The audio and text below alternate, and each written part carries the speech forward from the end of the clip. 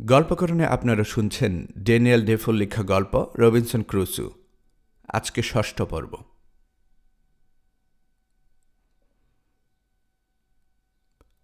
একটু পরপরেই কেনোটার কাছে যাচ্ছে ফ্রাইডে। বাবার কাছে কিছুক্ষণ বসে থেকে ফিরে আসছে আবার। কি করবে না করবে বুঝতে পারছে না যেন। একবার গিয়ে বাবার মাথাটা কুলে করে বসে রইল কিছুক্ষণ, আস্তে নামিয়ে রেখে ফিরে এলো আবার। একটু পরেই আবার গিয়ে ডলে দিতে লাগলো হাতের পায়ের বাঁধনের জায়গাগুলো। এখনো ঠিকমতো জ্ঞান ফেরেনি লোকটার। স্প্যানিশটারও একই অবস্থা। উত্তেজনা আর আক্রোশের বশে কিছুটা ছুটোছুটি করছিল লড়াইয়ের সময়। এখন নেতিয়ে পড়েছে একেবারে। জঙ্গলিদের পেছনে ধাওয়া করার ইচ্ছেটা ত্যাগ করেছি। বাপের কাছ থেকে এখন কোনোভাবেই নড়বে না ফ্রাইডে। উচিত নয় কাজটা। দৃষ্টিসীমার প্রায় বাইরে চলে গেল জঙ্গলিদের কেনটা। ভাগ্য ভালো, সত্যি সত্যি আমরা ওদের অনুসরণ করতে শুরু করিনি। ঘণ্টা দুয়েকের মধ্যেই ভয়ানক ঝড় উঠল। অনুসরণের চেষ্টা করলে নিঃসন্দেহে আর ফিরে আসতে পারতাম না দ্বীপে। জঙ্গলিরাও কেন নিয়ে নিজেদের উপকূল পর্যন্ত পৌঁছতে পেরেছে কিনা সন্দেহ। যাই হোক, ফ্রাইডের কাছে ফিরে আসি আবার। বাপকে খাওয়ানোর জন্য এক টুকরো রুটি এবং কয়েকটা থোকা কিশমিশ দিলাম ওকে। কাজে লাগতে পারে ভেবে একটা থলেই করে খাবারগুলো নিয়ে এসেছিলাম আমি। ফ্রাইডে খাবারগুলো নিয়ে গেল বাপের কাছে। পর মুহূর্তে দেখি প্রচণ্ড বেগে দৌড়ে চলেছে ও। চিৎকার করে ডাকলাম আমি, কিন্তু থামল না ও। একটু পরেই চলে গেল দৃষ্টির আড়ালে। মিনিট 15 পরেই ফিরে এলো ফ্রাইডে, হাতে একটা পানির পাত্র। এতক্ষণে বুঝলাম ব্যাপারটা। পানি আনতে বাড়ি গিয়েছিল। পিপাসায় খুবই কাতর হয়ে পড়েছে ওর বাবা। ঢক ঢক করে বেশ খানিকটা পানি খেয়ে নিল বুড়ো। ফ্রাইডেকে দেখে জিজ্ঞেস করলাম, আরও পানি আছে কি না? আছে, বলল ও। স্প্যানিশটাকে দিতে বললাম বাকিটুকু। একটা গাছের ছায়ায় বসে বিশ্রাম নিচ্ছিল লোকটা। আমি উঠে গেলাম তার কাছে। একেও দিলাম একটা রুটি আর কিছু কিশমিশ। কৃতজ্ঞ দৃষ্টিতে আমার দিকে তাকালো সে। উঠে দাঁড়াতে গেল, কিন্তু পারল না। পায়ের গোছা দুটো ফুলে গেছে তার। এই পানি কিভাবে অতটা ছুটোছুটি করল তখন ভেবে অবাক না হতে পারলাম না। উঠিতে নিষেধ করলাম লোকটাকে। ফ্রাইডেকে ডেকে ওর বাবার এবং স্প্যানিশটার হাত পা রাম দিয়ে মালিশ করে দিতে বললাম। কিছুক্ষণের ভেতরেই একটু সুস্থ দেখাতে লাগলো দুজনকে। ফ্রাইডের কাঁধে ভর দিয়ে নৌকা পর্যন্ত যেতে বললাম স্প্যানিশ লোকটাকে। নৌকায় করে আমাদের ছোট্ট খাড়িটায় যাবে, সেখান থেকে যাব আস্তানায়। ক্লান্ত অবসন্ন লোক দুটোকে অনেক কম হাঁটতে হবে তাহলে। কাঁধে ভর দিয়ে কতক্ষণ ধরে খুঁড়িয়ে খুঁড়িয়ে নৌকা পর্যন্ত যাবে, অত ধৈর্য ধরার সময় নেই ফ্রাইডের। সোজা পিঠে তুলে নিল লোকটাকে। নৌকার কাছে গিয়ে সাবধানে পিঠ থেকে নামিয়ে বসিয়ে দিল বাপের পাশে। কি করতে হবে বুঝিয়ে দিলাম ফ্রাইডেকে। কেন ছেড়ে দিল ও। চলতে লাগলো উপকূলের ধার ঘেঁষে। এত দ্রুত বইটা চালাচ্ছে যে আমি হেঁটে তাল রাখতে পারলাম না ওর সাথে। হাঁটা পথে খাড়ি পর্যন্ত পৌঁছানোর আগেই দেখি ফ্রাইডে নৌকা নিয়ে পৌঁছে গেছে সেখানে। লোক দুটোকে নৌকায় রেখেই আবার ছুটতে শুরু করেছে ও। আমার পাশ দিয়ে যখন যাচ্ছে তখন জিজ্ঞেস করলাম, কোথায় যাচ্ছ? আরও নৌকা নিয়ে আসি, ছুটতে ছুটতে জবাব দিল ও। একটু পরেই দ্বিতীয় ক্যানোটা নিয়ে খাড়িতে ফিরে এলো ফ্রাইডে। তারপর প্রথম নৌকা থেকে নামিয়ে আনলো আমাদের অতিথি দুজনকে। কিন্তু দুজনের একজনেরও হাঁটার ক্ষমতা নেই। হতবুদ্ধ হয়ে দাঁড়িয়ে রইল ফ্রাইডে। চিন্তায় পড়ে গেলাম আমিও। কি করা যায়? বুদ্ধি এলো একটা। ফ্রাইডের সহায়তায় গাছের ডালপালা দিয়ে একটা খাটিয়া তৈরি করে ফেললাম। ফ্রাইডের বাবা এবং স্প্যানিশটাকে তার উপর বসিয়ে আস্তানা পর্যন্ত বয়ে নিয়ে এলাম। কিন্তু এখন দেয়াল পেরোবো কি করে? দুজন পূর্ণ বয়স্ক মানুষকে ঘাড়ে করে দেয়াল টপকানো এক কথায় অসম্ভব। আবার ভাবনায় পড়ে গেলাম। লোক দুটোর যা অবস্থা, তাতে কোনো মতেই ওরা মই বেয়ে দেয়ালের উপর উঠতে পারবে না। লাফ দিয়ে ভেতরে নামাতে আরও অসম্ভব। অনেক চিন্তা ভাবনা করে ঠিক করলাম ভেতরে নেব না ওদের। দেয়ালের বাইরে ছোট্ট একটা ফাঁকা জায়গা বেছে নিয়ে একটা তাঁবু খাটিয়ে ফেললাম পালের কাপড় দিয়ে। ভেতর থেকে খড় এনে তার উপর কম্বল পেতে শুইয়ে দিলাম দুজনকে।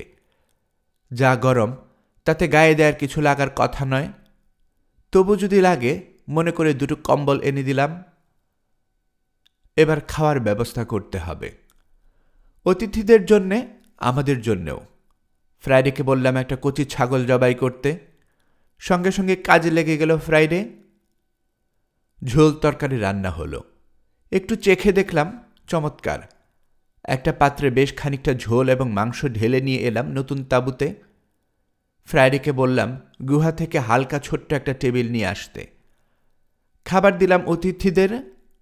ফ্রাইডে এবং আমিও বসলাম খেতে। খাওয়ার পাশাপাশি আলাপ চলল। দোভাষীর কাজ করতে লাগলো ফ্রাইডে। ফ্রাইডের বাবা তো বটেই, স্প্যানিশটাও জঙ্গলিদের ভাষা ভালোই বুঝে। খাওয়া দাওয়ার পর ফ্রাইডেকে বললাম অস্ত্রগুলো গুছিয়ে নিয়ে আসতে। এখনও লড়াইয়ের জায়গায় পড়ে আছে সেগুলো। পরদিন জঙ্গলিদের মৃতদেহ এবং ওদের সেই ভয়ানক ভোজের অবশিষ্টাংশ মাটি চাপা দিয়ে আসতে বললাম। নিখুঁতভাবে কাজটা করল ও। আমি যখন গেলাম তখন হাড়গোড় পোড়া মাংসের কোনো চিহ্ন আর নেই সেখানে। এবার নিশ্চিন্ত মনে একটু আলাপ করা যায় অতিথিদের সাথে।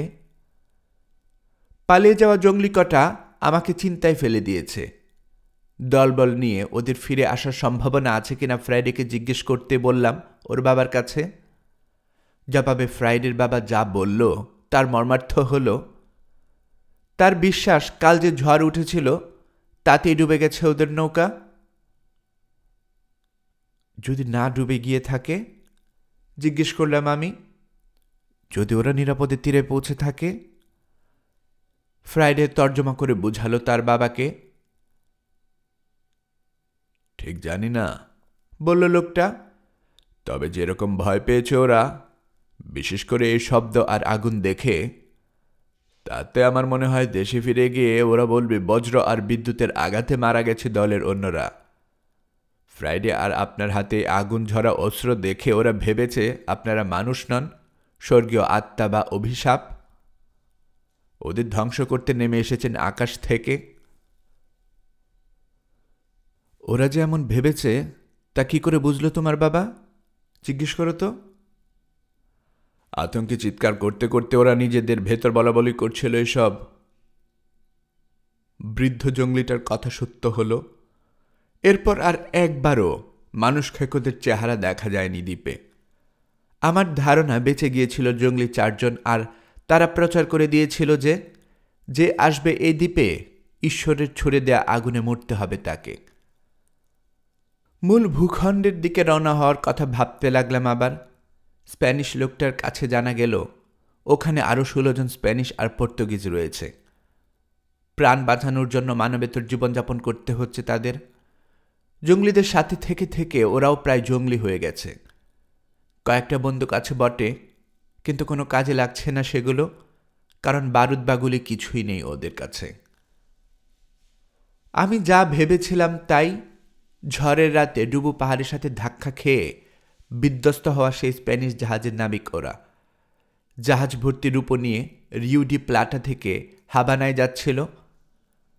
আরেকটা বিধ্বস্ত জাহাজ থেকে 5 জন পর্তুগিজ নাবিককে উদ্ধার করেছিল ওরা। সেই পর্তুগিজ 5 জনও ছিল জাহাজে। পরে যখন ওদের নিজেদের জাহাজই বিধ্বস্ত হলো, তখন কোনো মতে একটা নৌকায় চেপে রওনা হয় সবাই। আমার আগুন দেখতে পেয়ে এই দ্বীপের দিকে আসতে চেষ্টা করে ওরা, কিন্তু বাতাস ওদের তাড়িয়ে নিয়ে যায় জঙ্গলিদের উপকূলের দিকে। তারা কখনো পালিয়ে যাওয়ার চেষ্টা করেছে কিনা বা পালানোর চেষ্টা করলে কোনো বিপদের সম্ভাবনা আছে কিনা জিজ্ঞেস করলাম। জবাবে লোকটা বলল, এ নিয়ে অনেক আলাপ আলোচনা করেছে ওরা, কিন্তু আলাপ আলোচনাতেই সীমাবদ্ধ থেকে গেছে সব। সাগর পাড়ি দেওয়ার মতো কোনো জলযান নেই ওদের, এমন কোনো যন্ত্রপাতিও নেই যা দিয়ে তেমন একটা কিছু বানিয়ে নিতে পারবে। আমার কাছ থেকে যদি পালানোর মতো যুক্তিসঙ্গত প্রস্তাব আসে, তাহলে কিভাবে নেবে ওরা, জানতে চাইলাম। বললাম, ওরা সবাই যদি এখানে চলে আসতে পারে তাহলে হয়তো অসম্ভব হবে না ব্যাপারটা। তবে একটা কথা আছে, খোলাখুলি আমি বললাম কথাটা। ওরা সবাই এখানে এসে পড়ার পর আমার প্রতি ওদের আচরণ কেমন হবে সে ব্যাপারে আমার সংশয় আছে। হয়তো এখানে পৌঁছেই দুর্ব্যবহার শুরু করবে আমার সাথে। সেটাই আমার সবচেয়ে বড় ভয়। মুক্তি পেয়ে যদি আমাকে বন্দি করে নিউ স্পেনে নিয়ে যায়, আমার জন্য তার চেয়ে খারাপ আর কিছু হবে না। নিউ স্পেনের লোকেরা একজন ইংরেজকে হাতে পেলে কি করবে তা ভালো করেই জানা আছে আমার। যে কারণে আর যে পরিস্থিতিতেই সেখানে গিয়ে পড়ুক না কেন, নির্ঘাত বলি হতে হবে তাকে। তার চেয়ে জঙ্গলিদের কাছে আত্মসমর্পণ করে ওদের খাদ্য খাওয়াই পছন্দ করব আমি। সঙ্গে সঙ্গে এটাও জানাতে ভুললাম না, ওরা সবাই যদি এখানে এসে আমার আনুগত্য স্বীকার করে নেয় তাহলে সবাই মিলে সবার মুক্তির একটা পথ করে নেওয়া যাবে। অতগুলো হাতের মিলিত চেষ্টায় নিশ্চয়ই একটা সমুদ্রগামী জলযান তৈরি করা সম্ভব হবে। সেটাই করে ব্রাজিল অথবা উত্তরের কোনো স্প্যানিশ উপকূলে হয়তো পৌঁছাতে পারবো আমরা। কিন্তু তারপরে ওরা যে রুখে দাঁড়িয়ে সব অস্ত্রশস্ত্র দখল করে আমাকে আর ফ্রাইডেকে বন্দি করে বসবে না, তার নিশ্চয়তা কোথায়? জবাবে স্প্যানিশটা বলল, অবস্থা এমন শোচনীয় পর্যায়ে পৌঁছেছে যে এ ধরনের আচরণের কথা মনেও আসবে না ওদের। এছাড়া আমি চাইলে বুড়ো জঙ্গলিটাকে নিয়ে সে যেতে পারে এ ব্যাপারে ওদের সাথে আলাপ করতে। জবাব নিয়ে ও ফিরে আসবে আবার। দরকার হলে আমার নেতৃত্ব মেনে নেওয়ার শপথ নিতে বলবে ওদের। গসপেল ছুঁয়ে ওরা প্রতিজ্ঞা করবে, আমার প্রতি সম্পূর্ণ বিশ্বস্ত থাকবে এবং আমার পছন্দ মতো যে কোনো খ্রিস্টান অধ্যুষিত দেশে যেতে অস্বীকার করবে না ওরা। এরপর লোকটা নিজেই আমার সামনে প্রতিজ্ঞা করল কখনো আমার অবাধ্য হবে না এবং ওর দেশওয়ালি ভাইরা যদি শপথ ভঙ্গ করে আমার বিরুদ্ধে দাঁড়ায় তাহলে দেহে শেষ রক্তবিন্দু থাকা পর্যন্ত সে আমার পক্ষে থাকবে। আমাকে দুশ্চিন্তা করতে বারণ করল লোকটা। জানালো, নাবিকদের সাধারণ দু একটা যে দোষ থাকে, তাছাড়া লোকগুলোর এমনিতে ভালো, সৎ। তাছাড়া এখন যে বিপদে পড়েছে, খাবার নেই, কাপড় নেই, অস্ত্র নেই, পুরোপুরি জঙ্গলিদের ইচ্ছার উপর নির্ভর করছে ওদের জীবন। আপনি নিশ্চিন্তে থাকতে পারেন, এই অবস্থা থেকে যদি ওদের মুক্তি দিতে পারেন আপনার কেনা গোলাম হয়ে থাকবে ওর সবাই। এসব শোনার পর একটু ভরসা পেলাম আমি। ফ্রাইডের বাবাকে নিয়ে মূল ভূখণ্ডের দিকে রওনা হয়ে যেতে বললাম স্প্যানিশটাকে। নৌকা সাজিয়ে দিল ফ্রাইডে। পথে যাওয়ার জন্য এবং মূল ভূখণ্ডে পৌঁছে অন্য স্প্যানিশদের দেওয়ার জন্য প্রচুর খাবার দিয়ে দিলাম ওদের সাথে।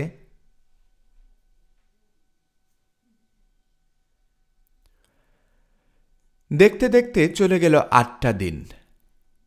এখনো আসেনি স্প্যানিশরা। একদিন ভোরে, তখনও ঘুমিয়ে আছি আমি, চিৎকার করতে করতে দৌড়ে এলো ফ্রাইডে, মাস্টার মাস্টার, ওরা আসে, ওরা আসে। ধর্মরিয়ে উঠে বসলাম আমি। বাইরে এসে দেখলাম একটা নৌকা আসছে তীরের দিকে। ছোট্ট একটা পাল, অর্ধেক গোটানো, কিন্তু মূল ভূখণ্ড যেখানে সেদিক থেকে আসছে না নৌকাটা। ভেতরে চলে এসো ফ্রাইডে, বললাম আমি। যাদের আশায় বসে আছি এরা তারা নয়, বুঝতে পারছি না শত্রু না মিত্র। দূরবীন নিয়ে পাহাড়ের মাথায় গিয়ে উঠলাম। দরকার হলো না দূরবীনের, খালি চোখে দেখতে পেলাম একটা জাহাজ নোঙ্গর করে আছে উপকূল থেকে প্রায় 1.5 লিগ দূরে। মনে হলো জাহাজটা ইংল্যান্ডের। এই জাহাজ থেকে আসছে নৌকাটা। সন্দেহ নেই খুশি হয়েছে জাহাজটা দেখে। ওটা যে ইংল্যান্ডের জাহাজ এবং ওতে যে আমার দেশের মানুষ রয়েছে তা বিশ্বাস করার যথেষ্ট কারণ রয়েছে। কিন্তু তবু কেন যেন সংশয়মুক্ত হতে পারিনি। কেমন একটা সন্দেহের দোলায় দুলছে মন। অস্বাভাবিক কিছু একটা আছে এই জাহাজে এবং নৌকায়। প্রথমত, দুনিয়ার আর জায়গা ফেলে এখানে আসবে কেন ইংল্যান্ডের জাহাজ? ইংল্যান্ডের সঙ্গে বাণিজ্য সম্পর্ক আছে এমন কোনো দেশে যাওয়া আসার কোনো সমুদ্রপথ নেই এই জায়গার আশেপাশে। জাহাজটাকে তাড়িয়ে আনতে পারে এমন কোনো ঝড়ও হয়নি গত 2-3 দিনে। তাহলে তীরে এসে ভিড়ল নৌকা। হ্যাঁ, ইংরেজে ওরা, অন্তত বেশিরভাগ। মোট 11 জন, 3 জন বাদে সবাই সশস্ত্র। যদিও আগ্নেয়াস্ত্র নেই সবার হাতে, তবে ছোড়া ছুরি আছে। নিরস্ত্র 3 জনের হাতে পিঠমোড়া করে বাঁধা। কেন? সশস্ত্র লোকগুলো লাফিয়ে নামল তীরে, বন্দি 3 জনকে নামালো। এখনো কিছু বুঝতে পারছি না আমি। পাশ থেকে ফ্রাইডে বলে উঠল, ও মাস্টার, দেখেন সাদা মানুষরাও জঙ্গলি মানুষের মতো বন্দীদের খায়। কেন ফ্রাইডে? বললাম আমি। ওরা ওদের খাবে কথা কেন মনে হলো তোমার? হ্যাঁ, খাবে ওরা। না ফ্রাইডে, না, ওরা খাবে না, কিন্তু আমার সন্দেহ হচ্ছে বন্দি 3 জনকে খুন করবে ওরা। নিরস্ত্র লোক 3টেকে নিয়ে কি যে করে অস্ত্রধারী লোকগুলো দেখার জন্য দাঁড়িয়ে রইলাম। প্রতি মুহূর্ত মনে হচ্ছে এই বুঝি খুন করল বন্দিগুলোকে, কিন্তু না, লোক 3টিকে খুন করল না ওরা। ডাঙ্গার উপর নামিয়ে দিয়ে ঘুরে ফিরে বেড়াতে লাগলো। দ্বীপটার হাল হকিকত দেখতে চাই বোধ হয়। 2 জন নৌকার উপর গিয়ে বসল পাহারা দেওয়ার জন্য। অনেক সময় পেরিয়ে গেছে। নৌকায় বসা লোক 2 জন ঘন ঘন ব্র্যান্ডির বোতলে চুমুক দিচ্ছে। বাকি সবাই অদৃশ্য হয়েছে সৈকতের উপর থেকে। যখন ওরা তীরে নামে তখন ভরা জোয়ার ছিল, এখন ভাটা লাগতে শুরু করেছে। দ্রুত নেমে যাচ্ছে পানি। একটু পরেই ডাঙ্গায় ঠেকে গেল নৌকা। পুরোপুরি মাতাল হয়ে গেছে পাহারাদার 2 জন। নৌকাটা ডাঙ্গায় ঠেকে যেতেই হুঁশ ফিরল একজনের, হাওমাও করে জাগিয়ে তুলল অন্যজনকে। এবার 2 জনের সম্মিলিত চিৎকার। হা হা করতে করতে ছুটে এলো বেড়াতে বেরোনোর লোকগুলো। নৌকায় দূরবীন দেখে দাঁড়িয়ে রইল কিছুক্ষণ। তারপর সবাই মিলে লাগলো কোমর বেঁধে ঠেলে নামাবে পানিতে। কিন্তু অনেক ওজন নৌকাটার, নড়ল না এক চুল। এই অবস্থায় আবার কিছুক্ষণ দাঁড়িয়ে রইল ওরা। তারপর একে একে দলছুট হতে শুরু করল। একটু পর দেখা গেল একজনও নেই সেই জায়গায়, পাহারাদার 2 জনও না। বন্দি 3 জনের হাত বাঁধা হয়েছে, শুধু পাগুলো খোলাই আছে। তার মানে ইচ্ছে করলে যে কোনো জায়গায় যেতে পারে তারা। কিন্তু সেরকম কোনো আগ্রহ দেখা গেল না তাদের ভেতর। পোশাক আশাকার চেহারা দেখে সম্ভ্রান্ত মনে হচ্ছে। তাহলে বন্দি কেন? নেমে এলাম পাহাড় থেকে। সিদ্ধান্ত নিয়ে ফেলেছি, নিরস্ত্র লোক 3টিকে বাঁচাতে হবে। প্রয়োজন হলে লড়ব, তবে অবশ্যই আগের চেয়ে সাবধানে করতে হবে যা করার। এরা জঙ্গলি নয় যে গুলির শব্দেই পালাবে। বন্দুক আর পিস্তলগুলোয় গুলি ভরাই আছে। দ্রুত হাতে কোমরে 2টি পিস্তল গুজে কাঁধে তুলে নিলাম 2টো বন্দুক। তলোয়ারটাও ঝুলালাম কোমরে। ফ্রাইডেকে দিলাম 3টে বন্দুক। তারপর এগোলাম সৈকতের দিকে। দেয়ালের বাইরে ঘন জঙ্গলটার শেষ মাথায় পৌঁছে একটা গাছের আড়াল থেকে উকি দিলাম। সশস্ত্র লোকগুলোর একজনকেও দেখতে পেলাম না আশেপাশে। বেরিয়ে এলাম জঙ্গলের ভেতর থেকে। প্রায় নিঃশব্দে এগিয়ে চলেছি আমি। আমার ঠিক পেছনেই ফ্রাইডে। ও চেষ্টা করছে যথাসম্ভব নিঃশব্দে হাঁটতে। ঝোপঝাড় আর বালি আর পাথরের ঢিবির আড়ালে আড়ালে থেকে পৌঁছে গেলাম লোকগুলোর কাছে। শেষ ঢিবিটার আড়াল থেকে যখন বেরিয়ে এলাম তখনও ওরা দেখেনি আমাকে। শান্ত স্বরে জিজ্ঞেস করলাম, আপনারা কারা? ভয়ানক চমকে আমার দিকে ফিরল 3 জন। নিজেদের চোখেও যেন বিশ্বাস করতে পারছে না তারা। মনে হয় আমার পোশাকে ওদের হকচকিয়ে দিয়েছে বেশি। ছাগলের চামড়ার কোট, পাতলুন, টুপি পরে আছে আমি। লম্বা লম্বা দাড়ি গোফে ঢাকা পড়েছে মুখের বেশিরভাগ। কোনো কথা সরল না লোকগুলোর মুখে। আমি আবার বললাম, আমাকে দেখে আশ্চর্য হওয়ার কিছু নেই। অপ্রত্যাশিত হলেও আমি বন্ধু আপনাদের। নিশ্চয়ই স্বর্গ থেকে প্রেরিত, শুকনো মুখে বলল একজন। আমাদের যা অবস্থা তাতে 1 জন বা 2 জন লোকের সাহায্য কোনো কাজে আসবে না। অত নিরাশ হওয়ার কিছু নেই ভাই।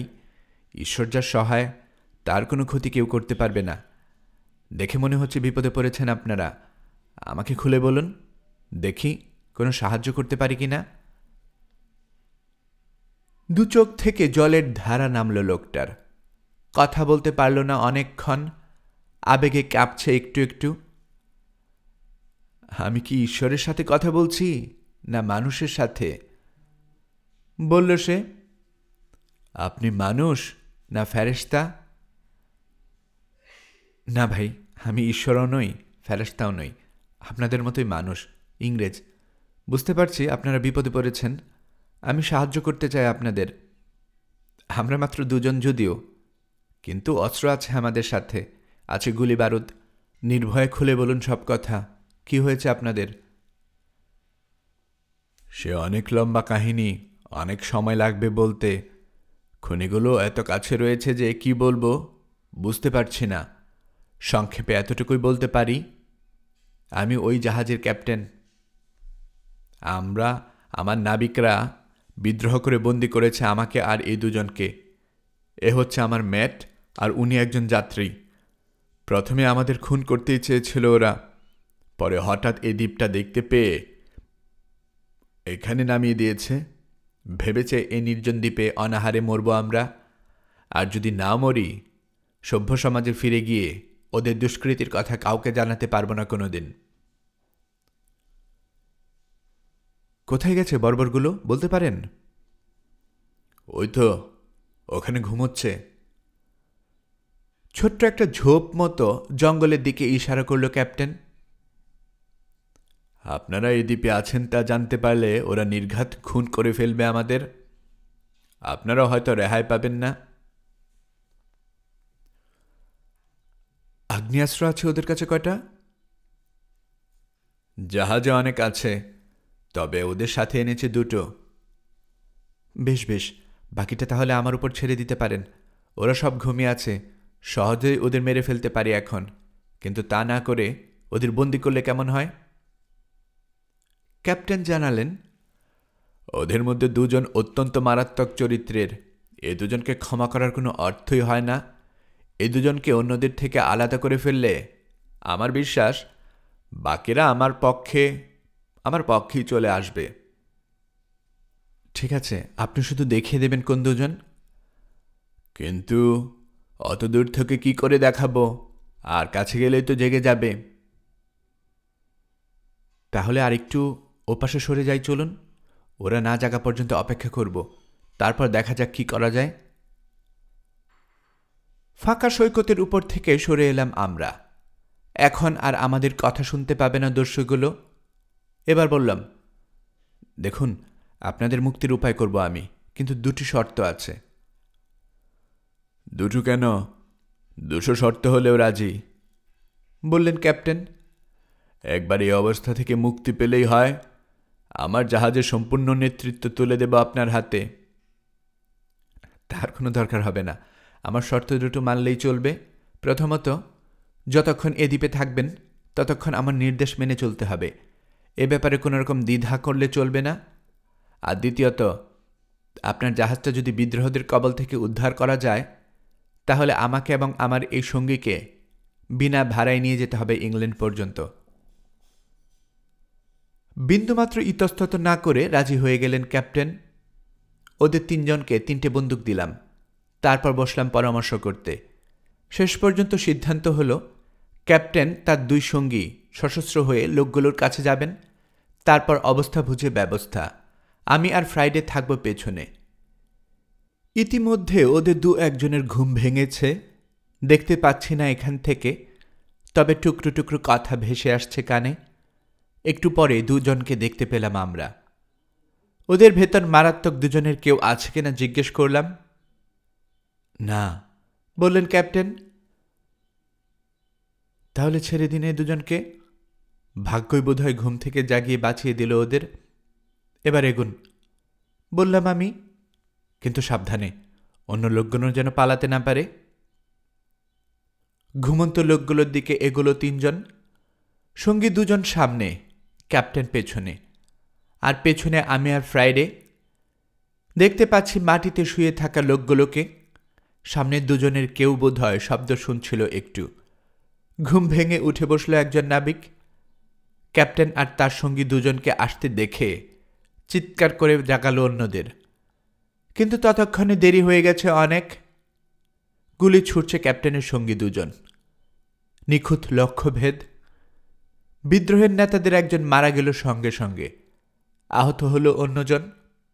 ভয়ানক শক্ত জান লোকটার, মারাত্মক আহত হয়েও দমেনি, চিৎকার করে সাহায্য চাইছে অন্যদের কাছে, উঠে দাঁড়ানোর চেষ্টা করছে। এবার এগিয়ে গেলেন ক্যাপ্টেন। চিল্লাচিল্লি করে লাভ হবে না বাচ্চা, ঈশ্বরের নাম নাও।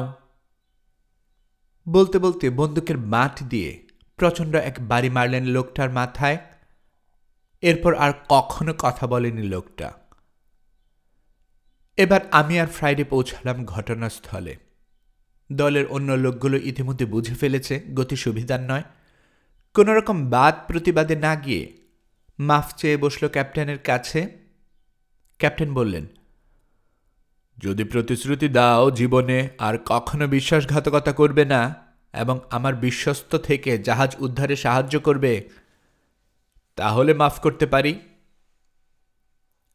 হাত জোর করে প্রতিজ্ঞা করল লোকগুলো, আর কখনো করবে না অমন কাজ। ইতিমধ্যে ফ্রাইডে আর ক্যাপ্টেনের ম্যাটকে আমি পাঠিয়ে দিয়েছি নৌকাটার কাছে। ওটা ঠিকমতো আছে কিনা দেখে পাল আর দাঁড়গুলো নিয়ে আসবে। একটু পরে সঙ্গীতের থেকে আলাদা হয়ে যাওয়ার সেই দুজন ফিরে এলো। গুলির শব্দ শুনে ব্যাপার কি জানতে চেয়েছিল তারা। এখন ঘটনা দেখে তো চোখ ছানা বড়া। সঙ্গে সঙ্গে আত্মসমর্পণ করল ওরা। বিজয় সম্পূর্ণ হলো আমাদের। আলাপ করতে বসেছি মাত্র আমি আর ক্যাপ্টেন। গড়গড় করে বলে গেলাম আমার 28 বছরের ইতিহাস। চমৎকৃত হয়ে শুনলেন ক্যাপ্টেন আর তার দুই সঙ্গী। গল্প যখন শেষ হলো তখন একজনের মুখে কথা সরছে না।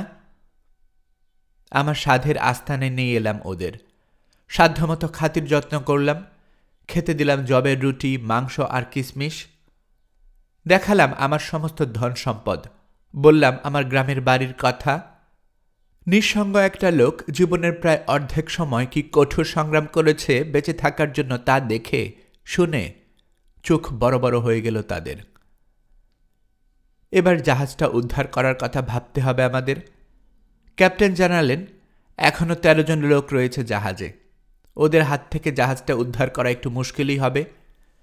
বিদ্রোহের আসল নায়ক সারেং এখনো রয়েছে জাহাজে। সহজে বোকা বানানো যাবে না লোকটাকে। আমরা মোট 5 জন, ক্যাপ্টেন, তার দুই সঙ্গী, আমি আর ফ্রাইডে। বন্দি নাবিক কজনের কোনো কাজে লাগানো যাবে না আপাতত। ক্যাপ্টেন বা আমি কেউই এখনো পুরোপুরি বিশ্বাস করে উঠতে পারছি না ওদের। 5 জনে মিলে 13 জনের হাত থেকে একটা জাহাজ উদ্ধার সোজা কথা নয়। অনেকক্ষণ পর আমি জিজ্ঞেস করলাম, আচ্ছা, দ্বীপের যারা এসেছিল তারা সময় মতো জাহাজে ফিরে না গেলে কি করবে ওরা? খোঁজখবর করতে আসবে নিশ্চয়ই। হ্যাঁ মনে হয়, বললেন ক্যাপ্টেন। তাহলে আপাতত অপেক্ষা করা ছাড়া আর কিছু করব না আমরা। সৈকতের উপর আমাদের নৌকায় যেসব জিনিসপত্র আছে সেগুলো নিয়ে আসবো এখানে। নৌকাটা নিয়ে যেন ভাগতে না পারে সেজন্য ওটার খুলে ফুটো করে দিতে হবে। তারপর ওরা এলে অবস্থা বুঝে ব্যবস্থা হবে। আমার কথায় রাজি হলেন ক্যাপ্টেন। পরিকল্পনা মতো নৌকা থেকে সব জিনিসপত্র, দাঁড়, মাস্তুল, পাল, হাল, বিদ্রোহী নাবিকদের আনা খাবার, পানীয় সব নিয়ে এলাম আমার গুহায়। এবার অপেক্ষার পালা।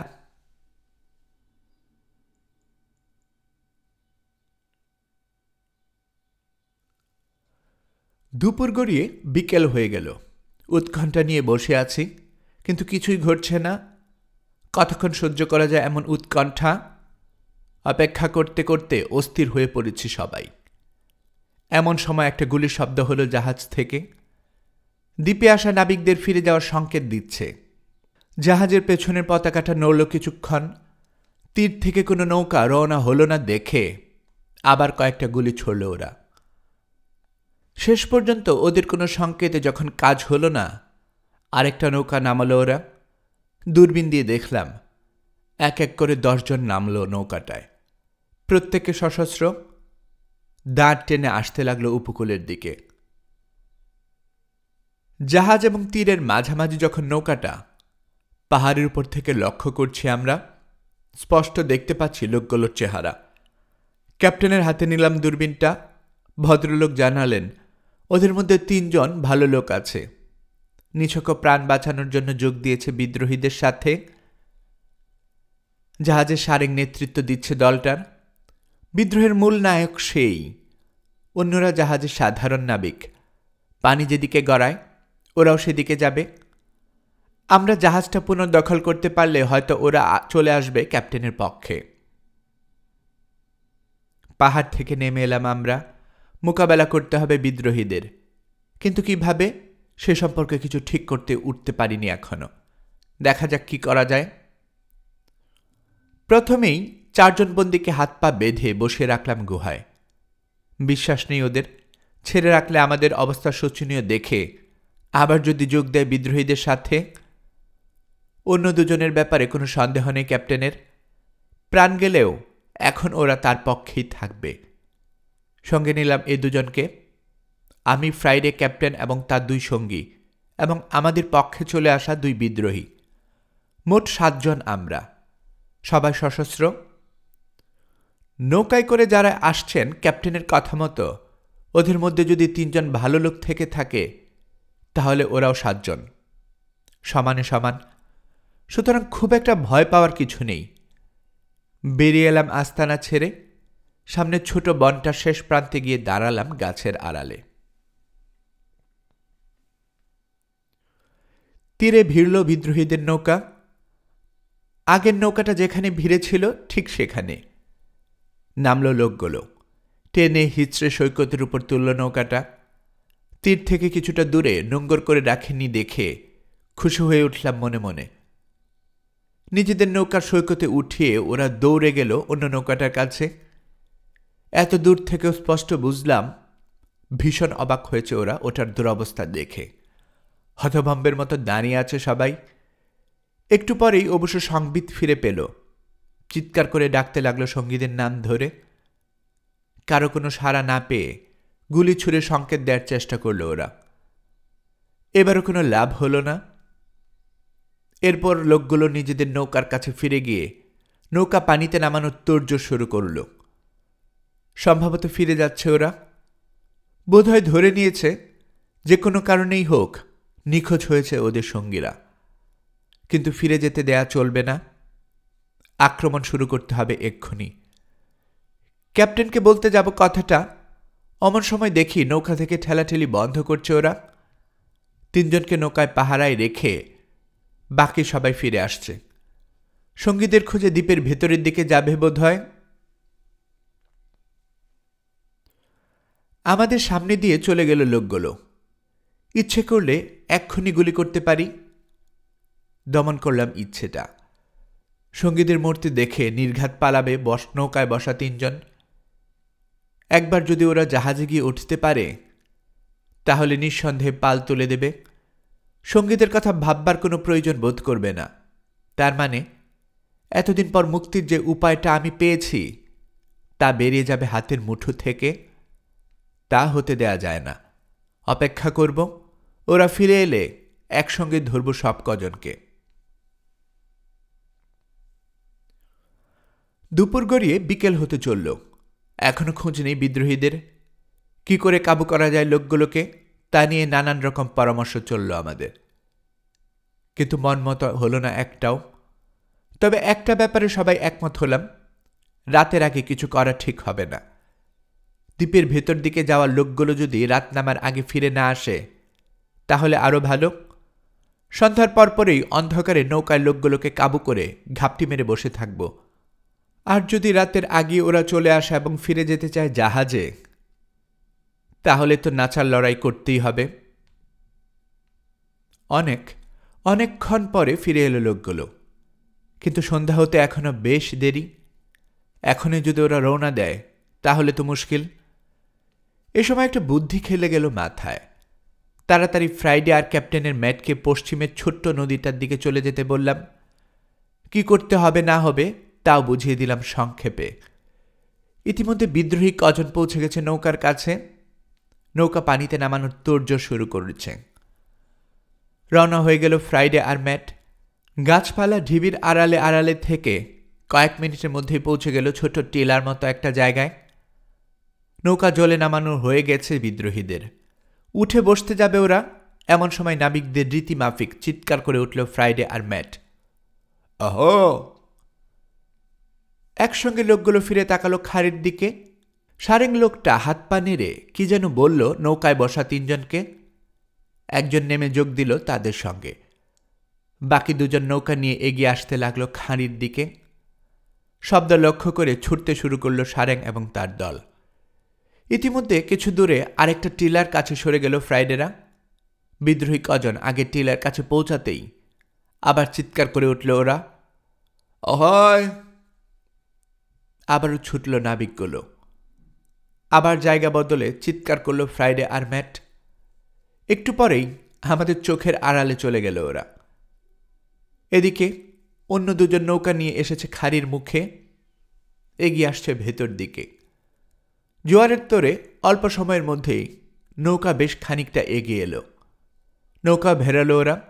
একজন নেমে এলো তীরে, অন্যজন রইল নৌকায়। এটাই আমি চাইছিলাম। সারেং এবং তার দল চোখের আড়াল হওয়া মাত্রই রওনা হলাম আমরা।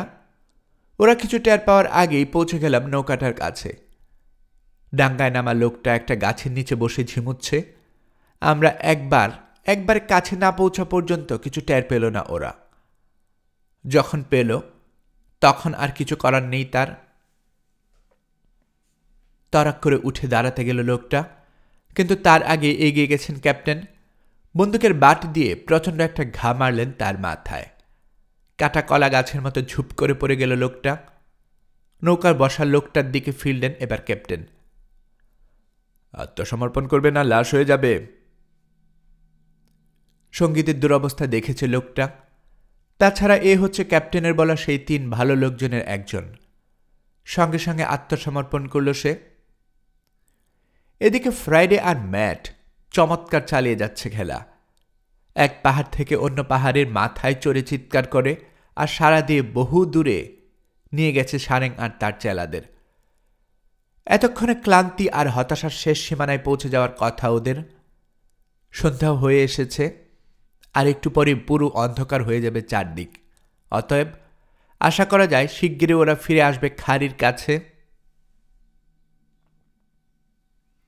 অন্ধকার হয়ে গেছে অনেক আগে। ফ্রাইডে এবং ম্যাট তাদের দায়িত্ব শেষ করে ফিরে এসেছে, কিন্তু সারেং এবং তার সাগরেদদের পাত্তা নেই। এই অন্ধকারে পথ চিনে খাড়ি পর্যন্ত আসা সোজা কথা নয়, বিশেষ করে পয়লাবার দ্বীপে এসেছে অমন লোকের পক্ষে। ইতিমধ্যে ভাটা লেগে গেছে। ওদের নৌকা এখন পুরোপুরি চরের উপর উঠে আছে। অবশেষে এলো ওরা। নৌকা চরে উঠে আছে, আর সঙ্গী দুজন অদৃশ্য হয়ে গেছে দেখে হতভম্ব হয়ে গেল।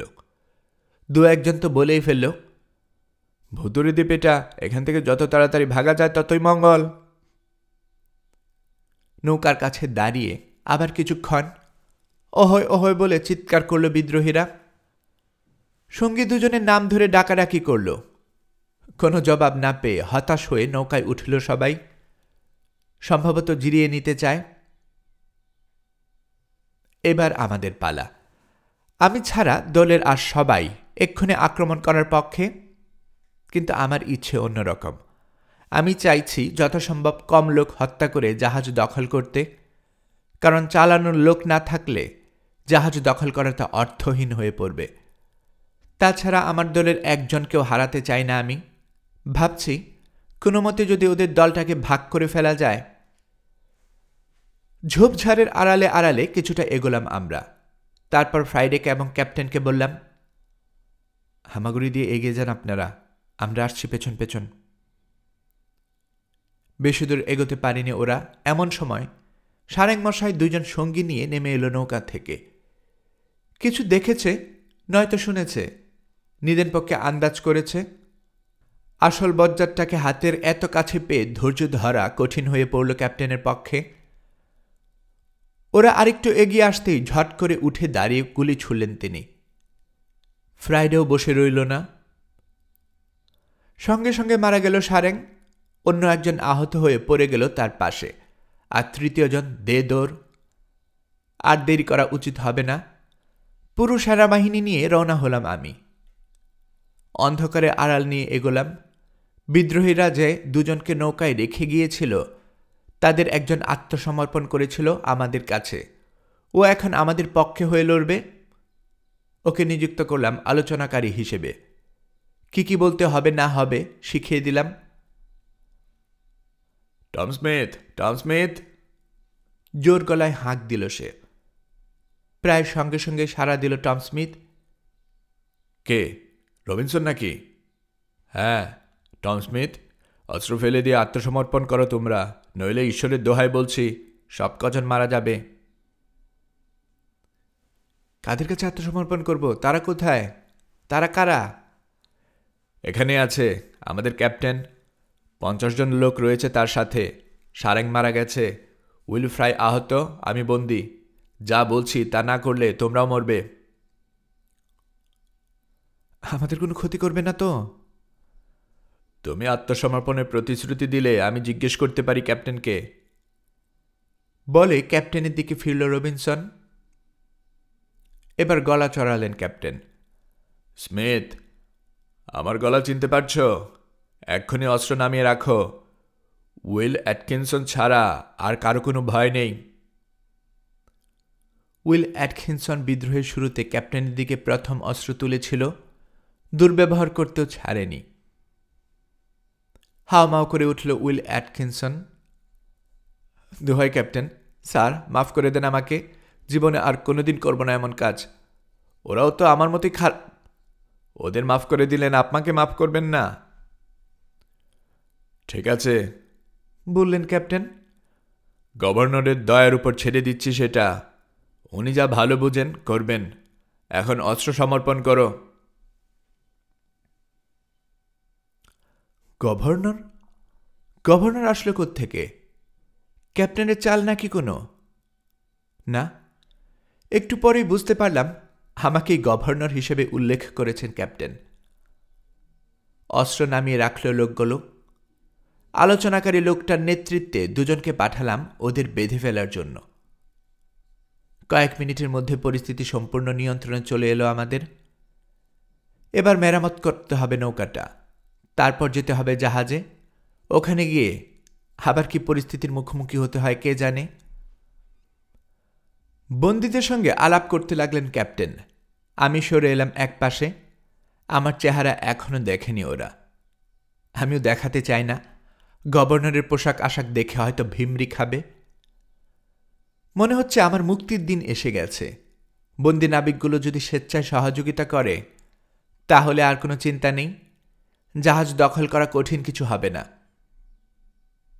ক্যাপ্টেনকে ডাকার জন্য পাঠালাম ম্যাটকে। দূর থেকে স্পষ্ট শুনতে পেলাম লোকটার কথা।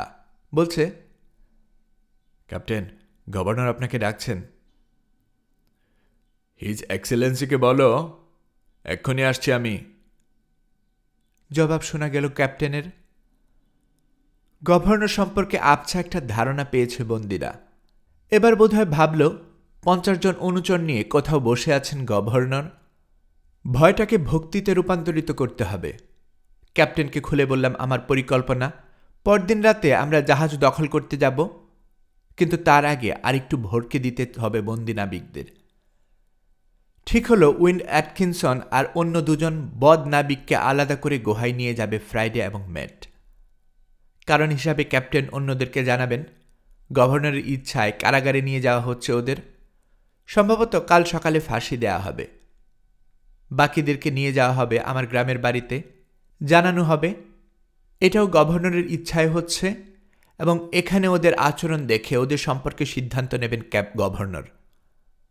এই পরিকল্পনার অবিলম্বে বাস্তবায়ন করা হলো। সকালে ক্যাপ্টেনকে পাঠালাম গ্রামের বাড়িতে। ওখানকার বন্দী কজনের সঙ্গে আলাপ করে আমাদের পক্ষ হয়ে জাহাজে উঠতে রাজি করাবেন ওদের। তা না হলে ওদেরকেও হয় বাকি 3 জনের মতো ফাঁসিতে ঝুলতে হবে, নয়তো ইংল্যান্ডে নিয়ে গিয়ে কর্তৃপক্ষের হাতে তুলে দেওয়া হবে। সেক্ষেত্রেও ফাঁসি এড়ানো সম্ভব হবে না ওদের পক্ষে, কারণ বিদ্রোহের একমাত্র সাজা মৃত্যুদণ্ড। আর গভর্নরের কথা মতো চললে তিনি হয়তো মাফ করে দেবেন তাদের।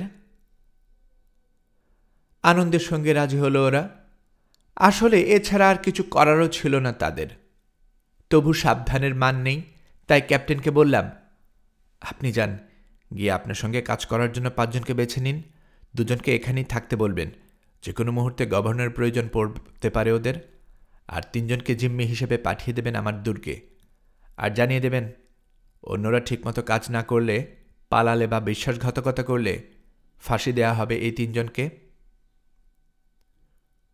প্রস্তুতির পর্ব শেষ। ফুটো নৌকাটা মেরামত করা হয়ে গেছে। 2টো নৌকায় যাত্রার জন্য তৈরি। প্রয়োজনীয় জিনিসপত্র তোলা হয়ে গেছে। জাহাজ উদ্ধারের নেতৃত্ব দেবে ক্যাপ্টেন। আমি আর ফ্রাইডে থাকছি দ্বীপে। 7 জন বিদ্রোহী বন্দীকে বিনা পাহারায় রেখে যাওয়া ঝুঁকিপূর্ণ। আমি যখন ওদের সামনে উপস্থিত হলাম, তখন আমাকে পরিচয় করা দেয়া হলো গভর্নরের পাঠানো লোক হিসেবে। জিম্মিদের পাহারা দেব আমরা। প্রায় মাঝরাতে রওনা হয়ে গেল নৌকা দুটো।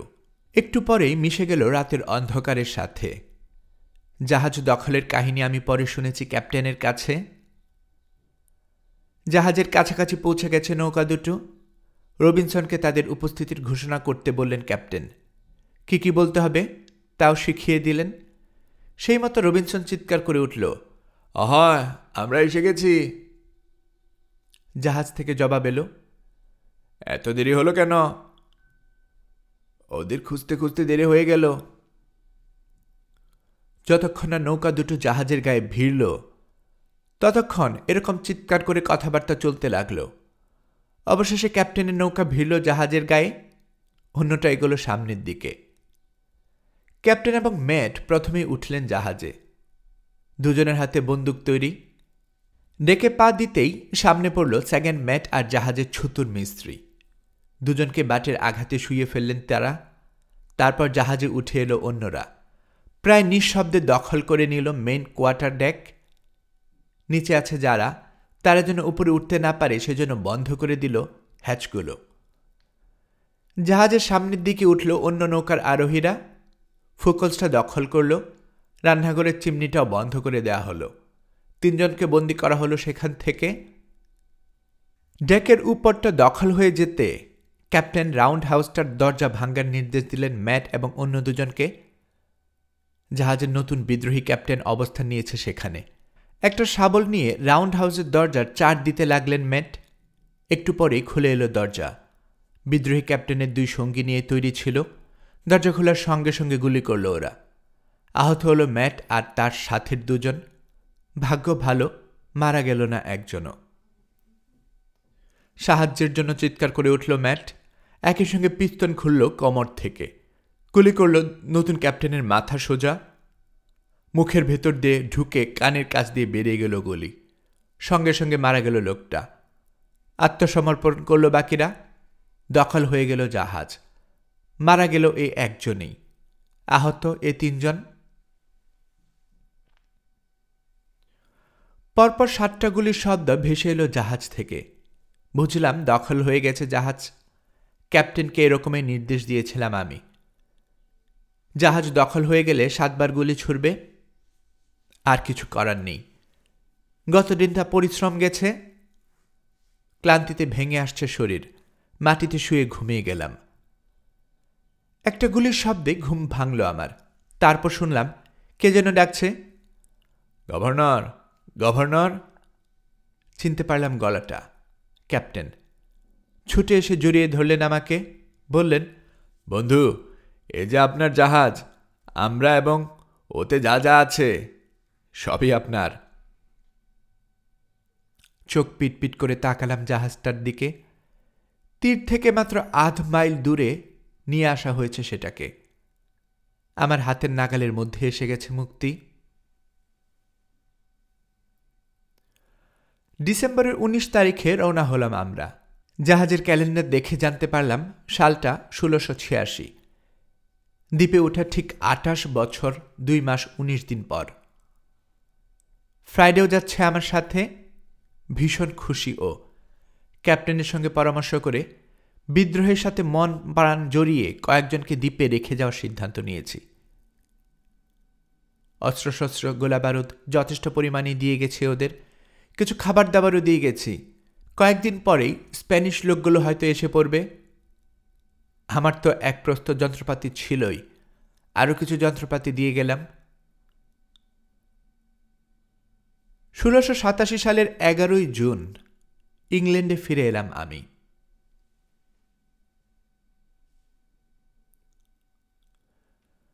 প্রায় 30 বছর পর আবার ইংল্যান্ড, আমার সাধের ইংল্যান্ড। কিন্তু এর ভিতর এতটা বদলে গেছে যে সবকিছু চিনতে পারছি না। আমি যে কোনোদিন এখানে ছিলাম। বাবা মা ভাই বোন মারা গেছে অনেক আগে। 2 বোন আর তার 2 বাচ্চা ছাড়া আপনজন বলতে আর কেউই বেঁচে নেই। এক কথায় আমার আপন লোক আর সামনে নেই। পরিবেশ পরিস্থিতি সবই বদলে গেছে, সবই কেমন যেন নতুন। এই নতুন পৃথিবীতে বসতি করতে হলে আবার নতুন করে শুরু করতে হবে সব। প্রথমবার আমাদের জাহাজে এবং পরে স্প্যানিশ জাহাজটায় যে টাকা পয়সা পেয়েছিলাম সব নিয়ে এসেছি সঙ্গে। যে জাহাজে করে ফিরে এসেছি সে জাহাজের মালিকরাও কৃতজ্ঞতার নিদর্শনস্বরূপ 200 পাউন্ড উপহার দিয়েছে আমাকে। কিন্তু কদিন চলবে সামান্য টাকায়? সুতরাং লিসবন যাওয়ার সিদ্ধান্ত নিলাম আমি। ব্রাজিলে যে প্লান্টেশনটা রেখে গিয়েছিলাম সেটার সম্পর্কেও কোনো খোঁজ পাওয়া যায় যদি। পরের বছর এপ্রিল মাসে লিসবনে পৌঁছালাম। ফ্রাইডে এসেছে আমার সাথে। খোঁজ খবর শুরু করলাম আমার সেই ক্যাপ্টেন বন্ধুর, যিনি উদ্ধার করেছিলেন জুরিকে আর আমাকে, যার জাহাজে ব্রাজিলে গিয়েছিলাম। অনেক খোঁজাখুঁজির পর পাওয়া গেল তাঁকে। বুড়ো হয়ে গেছেন ভদ্রলোক। ছেলেকে জাহাজের দায়িত্ব দিয়ে অবসর নিয়েছেন। আমাকে চিনতেই পারলেন না প্রথমে। সব কথা মনে করিয়ে দিতে অবশেষে চিনলেন। বহুদিন পর আলাপ শুরু করলেন 2 বন্ধু। আমার সমস্ত কাহিনী শোনালাম তাকে, উনি শোনালেন তার কথা। শেষে আমি জিজ্ঞেস করলাম আমার খামারের খবর। শেষবার ব্রাজিলে গিয়েছি 9 বছর আগে, জানালেন বৃদ্ধ। তোমার বিষয় আশ্রয় দেখাশোনার জন্য যাদেরকে ট্রাস্টি নিয়োগ করেছিলাম 2জনেই মারা গেছে। তবু আমার বিশ্বাস ভালোই চলছে তোমার প্লান্টেশন। বহুদিন কোনো খোঁজ খবর না পেয়ে সবাই ধরে নেয় জাহাজ ডুবিতে মৃত্যু হয়েছে তোমার। তখন তোমার ট্রাস্টিরা সরকারি অর্থ বিষয়ক কর্মকর্তার হাতে তোমার লাভের টাকার দায়িত্ব তুলে দেয়। কোনোদিন যদি তুমি তার দাবি না করতে আসতে তাহলে 1/3 যেত রাজার তহবিলে, আর বাকি 2 ভাগ খরচ করা হতো জনহিতকর কাজে। কথাগুলো শুনে অনেক স্বস্তি বোধ করলাম আমি। জিজ্ঞেস করলাম, আমি তো আপনাকে উত্তরাধিকারী মনোনীত করে গিয়েছিলাম, তবু ওরকম করলো কেন ট্রাস্টিরা? কারণ তুমি যে মারা গেছো তার কোনো প্রমাণ পাওয়া যায়নি। প্রথম 6 বছর অবশ্য তোমার ট্রাস্টিরা লাভের টাকা পুরোটা আমাকেই দিয়েছে। সব হিসেব করা আছে আমার কাছে, দেখাবো তোমাকে। কয়েকদিন পর আমার এই প্রাক ঐতিহাসিক বন্ধু হিসাবটা দেখালেন। দেখা গেল 410টা সোনার মাইদর পাই আমি তার কাছে। দেরাজ খুলে একটা থলে বের করলেন বৃদ্ধ। 160 মাইদর দিলেন আমার হাতে। বললেন, আপাতত এই কটাই আছে আমার কাছে, বাকিটা খরচ করে ফেলেছি। চিন্তা করো না বন্ধু, আমার ছেলে ফিরে এলেই কড়াই গন্ডায় শোধ করে দেবে সব। ভদ্রলোকের সততা দেখে মুগ্ধ হলাম আমি। প্রথমে তো চেনেননি, তারপরেও যদি না চিনতেন কি করতে পারতাম আমি? 410 সোনার মাইদর কম কথা নয়। 100 মাইদর নিলাম আমি, বাকিগুলো ফিরিয়ে দিলাম তাকে। বললাম, বন্ধু, খামারটা যদি ফিরে পাই তাহলে এই 100 মাইদরও ফিরিয়ে দেব আপনাকে। ব্রাজিলে না গিয়েও প্লান্টেশন ফিরে পাওয়ার জন্য কী নিয়মে দাবিনামা পেশ করতে হবে সে সম্পর্কে বিস্তারিত জানালেন বৃদ্ধ। সে মতোই কাজ করলাম আমি। 7 মাসেরও কম সময়ের মধ্যে পুরো হিসেব পাঠিয়ে দিল আমার ট্রাস্টের উত্তরাধিকারীরা। একই সঙ্গে তারা 1200 বাক্স চিনি আর 800 রোল তামাকও পাঠালো। অবশিষ্ট টাকা পাঠালো সোনার আকারে। 5000 স্টার্লিংয়েরও বেশি টাকার মালিক এখন আমি। তাছাড়া ব্রাজিলে বার্ষিক 1,000 স্টার্লিং আয়ের একটা এস্টেটের মালিক। এত টাকা, এত আনন্দ, আমি রাখব কোথায়? প্রথমে আমি আমার ক্যাপ্টেন বন্ধুর 100 মাইদুর ফিরিয়ে দিলাম। ভদ্রলোক এত ভালো আর সৎ যে তার জন্য কিছু করার ইচ্ছে হলো আমার আয় থেকে জীবনের শেষ দিনটা পর্যন্ত যেন তিনি বছরে 100 মাইদুর পান সে ব্যবস্থাও করলাম। তার মৃত্যুর পর তার ছেলে পাবে 50 মাইদুর করে। এরপর আমার চিনি এবং তামাক বিক্রি করে যে টাকা পেলাম তা নিয়ে ফিরে এলাম ইংল্যান্ডে। ভাইয়ের বাচ্চা দুটোকে মানুষ করার ভার নিলাম। বড়টা সামান্য কিছু ভূসম্পত্তি ছিল, যথাযথ তদারকির মাধ্যমে পরিচালনা করতে লাগলাম সে সম্পত্তি। ধীরে ধীরে চমৎকার একটা ভদ্রলোক হিসেবে গড়ে উঠল ছেলেটা। নিজে থেকে আরও কিছু দিয়ে সংসারের প্রতিষ্ঠিত করলাম তাকে। অন্যজন একটু বড় হবার পর একটা জাহাজে লাগিয়ে দিলাম। বছর 5 মধ্যে দক্ষ নাবিক হয়ে উঠল সে। একটা জাহাজ কিনে দিলাম ওকে। এই ছেলেটা বুড়ো বয়সে আমার অভিযানে যাওয়ার স্বপ্ন বাস্তবায়নে সহায় হয়েছিল। ইতিমধ্যে বিয়ে করেছি আমি। 3টে বাচ্চা হয়েছে, 2টো ছেলে আর একটা মেয়ে। কিন্তু কিছুদিন পরে মারা গেল আমার স্ত্রী। প্রায় একই সময় একটা সফল যাত্রা শেষে স্পেন থেকে ফিরে এলো আমার ছোট ভাস্তে। ব্যবসার জন্য পূর্ব ভারতীয় দ্বীপপুঞ্জে যেতে রাজি করালো আমাকে। 1694 সালের কথা এটা। এখান থেকে ফেরার আগে ইংল্যান্ডের নতুন উপনিবেশ আমার সেই অভিশপ্ত দ্বীপে একবার গেলাম। দ্বীপে রেখে আসা বিদ্রোহী নাবিকগুলো আছে এখনও। স্প্যানিশগুলো চলে এসেছে ফ্রাইডেদের দেশ অর্থাৎ মূল ভূখণ্ড থেকে। আমরা চলে যাবার পর কি কি ঘটেছে এ পর্যন্ত শুনলাম ওদের কাছে। হতভাগ্য স্প্যানিশগুলোর সঙ্গে কিভাবে দুর্ব্যবহার শুরু করেছে বিদ্রোহীরা, নিরস্ত্র স্প্যানিশগুলো সহ্য করতে করতে কি করে একসময় হিংসার পথ বেছে নেয়, কি করে মিত্রতা হয় ইংরেজ এবং স্প্যানিশদের ভেতর, আবার ঝগড়া, আবার মিত্রতা। রীতিমতো ইতিহাস একটা। বিশেষ করে ক্যারিবীয়দের সঙ্গে লড়াইয়ের ঘটনাগুলো রোমহর্ষক একেবারে। কি করে এদের 5 জন মূল ভূখণ্ডে অভিযান চালিয়ে 11 জন পুরুষ এবং 5 জন মহিলা জঙ্গলিকে ধরে এনেছিল সে কাহিনীও শুনলাম। এতক্ষণে বুঝলাম দ্বীপে আসার পর 15-20টা বাচ্চা ছেলে মেয়ে দেখছি কেন। প্রায় 20 দিন থাকলাম এখানে। প্রয়োজনীয় জিনিসপত্র যেমন খাবার দাবার, গুলিবারুদ, অস্ত্রপাতি, কাপড় চোপড় ইত্যাদি দিয়ে গেলাম সাধ্যমতো। ইংল্যান্ড থেকে আনা 2 জন কাজের লোককেও রেখে গেলাম এখন। একজন ছুতোর মিস্ত্রি আর একজন কামার। তাছাড়া ওদের সঙ্গে আলাপ আলোচনার মাধ্যমে দ্বীপের কোন অংশের মালিক হব আমি তাও ঠিক করলাম। খুশি মনে ওরা প্রতিবেশী হিসেবে গ্রহণ করল আমাকে। ব্রাজিল গেলাম তারপর। সেখান থেকে একটা ছোট জাহাজে করে প্রয়োজনীয় জিনিসপত্র সহ আরও কিছু লোক পাঠিয়ে দিলাম দ্বীপে। 7 জন মহিলাকে পাঠালাম। ঘরের কাজে সাহায্য করতে পারবে ওরা। অবিবাহিতরা ইচ্ছে করলে স্ত্রী হিসেবেও গ্রহণ করতে পারবে ওদের। 5টা গরু, তাদের মধ্যে 3টে বাছুরওয়ালা, কয়েকটা ভেড়া এবং শূকর পাঠিয়ে দিলাম। পরের বার যখন আসি দ্বীপে তখন সংখ্যায় অনেক বেড়ে গিয়েছিল ওগুলো। পরে আরও অনেকবার এসেছি দ্বীপে। আরও অনেক রোমহর্ষক ঘটনার মুখোমুখি হতে হয়েছে আমাকে। ভবিষ্যতে কোনো এক সময় হয়তো বলবো সেসব।